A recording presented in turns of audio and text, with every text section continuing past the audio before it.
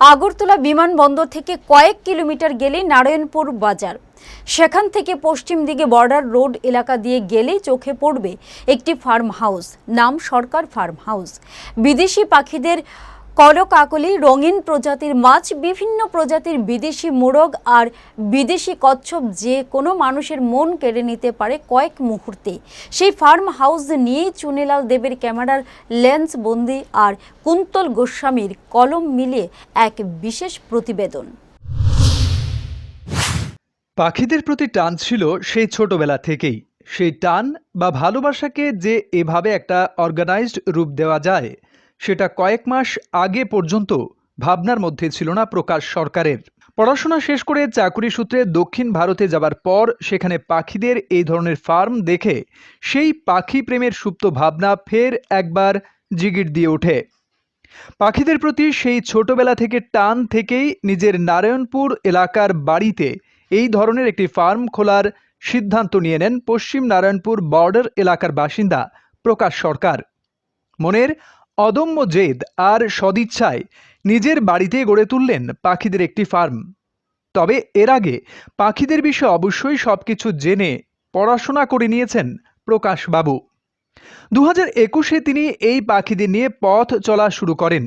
এরপর থেকে ধীরে ধীরে তিনি নানা প্রজাতির পাখি, মাছ, কচ্ছপ ইত্যাদি দিয়ে যাত্রা শুরু করেন। সবচেয়ে প্রথম হেডলাইন্স পরে নমস্কার। তো উদ্দেশ্য একটাই, আমি পাখি ভালোবাসি। ছোটবেলা থেকে পাখির প্রতি একটা পাগলের মতো টান ছিল। তো তখন তো আর বুঝতাম না যে পাখির ভালোবাসাটাকে একটা এরকম একটা অর্গানাইজড রূপ দেওয়া যায়। তো তারপরে পড়াশোনা শেষ করে যখন চাকরি পেলাম, বাইরে যখন গেলাম, গিয়ে দেখলাম যে এই ধরনের অনেক সেট আপ আছে সাউথ ইন্ডিয়াতে। যারা এই পাখি শৌখিন, পশু পাখি শৌখিন, তারা এরকম বিশাল সেট আপ করে রাখে এগ্রিকালচারাল বেসড। তো ভাবলাম আমারও তো এখানে বাড়িতে এই অ্যানচেস্ট্রাল প্রপার্টি খালি পড়ে আছে, তো ভাবলাম একটা কিছু করা যাক। তো পাখির ভালোবাসা তো ছিলই, তো সেই সূত্রে সাউথ ইন্ডিয়াতে গিয়ে নলেজ নিলাম কিভাবে এটা সেট আপ করতে হয়, পাখিদের কিভাবে রাখতে হয়, কোন পাখির কি নাম, কিভাবে খাবার দাবার দিতে হয়। তো তারপরে আস্তে আস্তে আস্তে আস্তে ওখান থেকে পাখি কালেক্ট করা, পরে সেট আপটা বানানো, গাছ টাছ পরিষ্কার করে, জঙ্গল পরিষ্কার করে আস্তে আস্তে ঘর বাড়ি বানানো, এই চললো আর কি। তবে বলে রাখা ভালো যে পাখিগুলিকে তিনি নিজের ফার্মে এনে রেখে তাদের লালন পালন করে চলেছেন সেগুলি সব বিদেশি পাখি।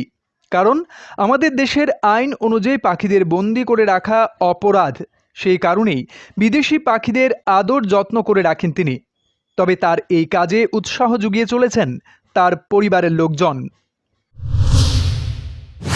প্রথমত তো ফ্রি ছিল, এটা এন্ট্রি ফ্রিতেই আমরা করাতাম। তারপরে এখানে অনেক আমার পাখি আছে, অনেক মুরগি আছে, অনেক পশু পাখি আপনিও দেখেছেন। তো তাদের ফিডিং এর জন্য আর কিছু স্টাফ আছে ওদের দেখাশোনা করার জন্য, ওদের পেমেন্টের জন্য আমরা একটা মানে নামমাত্র এন্ট্রি ফি রেখেছি।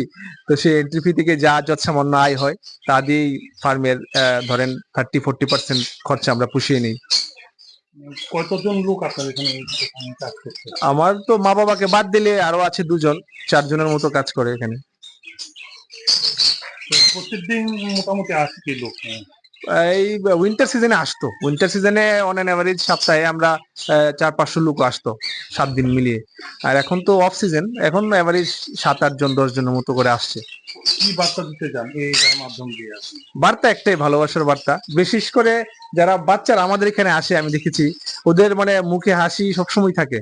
পাখি দেখলে হাসি, দেখলে হাসি, মানে আমার মনে হয় যেন পাখিদের সাথে যারা, আমার এখানে কিন্তু পাখিগুলোকে হাতে ধরা যায়, ইন্টারেক্ট করা যায়, কথা বলা যায়, টাচ করা যায়। তো এই ব্যাপারটা যারা বাচ্চারা, ওদের মনে একটা খুব গভীরভাবে রেখাপাত করে।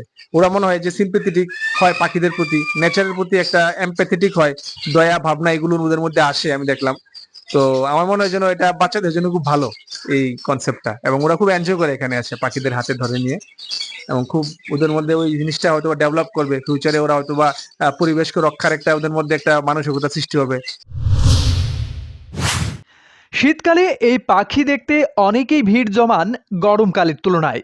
কেননা গরমে বা বৃষ্টির দিনে মানুষ অনেকেই বাড়ি থেকে বের হতে চান না, ফলে শীতকালেই মানুষের ভিড় থাকে।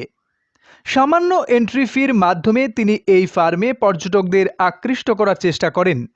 এই ফি দিয়ে তিনি কয়েকজনের কর্মসংস্থান আর পাখিদের খাবারের ব্যবস্থা করেন। এই ফার্মে ঘুরতে এসে প্রাক্তন বিধায়ক দিলীপ দাস জানিয়েছেন, এই জায়গায় এমন একটা ফার্ম সত্যি মানুষকে এক অনাবিল আনন্দ দেয়। এটা একটা অদ্ভুত ধরনের অনুভূতি, যে যারা কথা বলতে পারে না এবং ওরা কিভাবে মানুষকে ভালোবাসতে পারে, বা আচার আচরণ ওদের কত পরিবর্তন হতে পারে যদি ওরা ভালোবাসা পায়। তো আমার এমনিতেই পশু পাখি এগুলো আমার খুব ভালো লাগে। তো এরা এখানে এর আগেও আমি কয়েকবার এসেছি, কিন্তু এখানের যে এটা করেছে মালিক, নামটা প্রকাশ সরকার, আচ্ছা ঠিক আছে, প্রকাশ সরকার, এটা ওর প্যাশন। এটা কিন্তু বিজনেসের জন্য। আমি যখন শুনলাম যে ও নিজের জায়গা বেতনের টাকা দিয়ে ওরা সবাই মিলে, ওদের একটা শখ, বিরাট বড় শখ, এটা ব্যবসার উদ্দেশ্যে ওদেরকে এটা বানায়নি ওরা।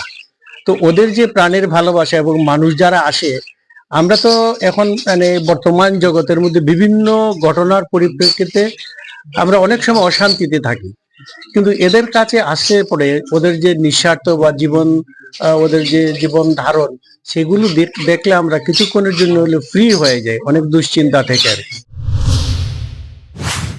রাজ্যের ছেলে হলেও প্রায় 20 বছর ধরে কলকাতায় বসবাসকারী, বর্তমানে ত্রিপুরা সেন্ট্রাল ইউনিভার্সিটির অ্যাসিস্ট্যান্ট প্রফেসর এই ফার্ম হাউসে সপরিবারে ঘুরতে এসে নিজের অভিজ্ঞতার কথা তুলে ধরেন। আমাদের এখানে আসা প্রথমত আমি আমার নিজের পরিচয় দিই। আমি এখানে ত্রিপুরা ন্যাশনাল ইউনিভার্সিটির অ্যাসিস্ট্যান্ট প্রফেসর। তো কোনো না কোনোভাবে আমি এখানে যখন আশেপাশের দোকানে চাটা খেতে যাই, তখন অনেকে আমাকে বলেছে যে এখানে পাখি টাকি আছে এবং হাতের মধ্যে পাখি টাকি এসে বসে। তো আমি কলকাতার থেকে এসেছি এবং আমি বেসিক্যালি ত্রিপুরার, কিন্তু আমি কলকাতায় অনেকদিন ছিলাম। তো এখানে আসার পর আমার ত্রিপুরা সম্পর্কের অভিজ্ঞতাটা একটু অন্যরকম ছিল, কারণ আমি প্রায় 20 বছর পরে ত্রিপুরাতে ফিরেছি। তো ত্রিপুরাতে যে এত সুন্দর, মানে বলবো যে একটু ইন্টেরিয়ারে যদিও বা, কিন্তু এয়ারপোর্টের পাশে পেছন দিক দিয়ে গ্রামের মধ্যে এত সুন্দর পাখিদের যে একটা, it's not a sanctuary but then it's a farm, কিন্তু ফার্মের মধ্যে এত যত্ন সহকারে যে পাখিদেরকে এত যত্ন সহকারে রাখা এবং পাখিদেরকে যে এত যত্ন সহকারে ট্রেন করা, যে হাতে এসে বসা, তারপরে হচ্ছে গিয়ে মানে এটা it's a kind of entertainment, plus হচ্ছে কি পাখিদের জন্য মানে আমরা অনেকে বলি যে আমরা প্রকৃতিকে আমরা মানে বাঁচাবো এবং পশু পাখিকে আমরা রক্ষা করব।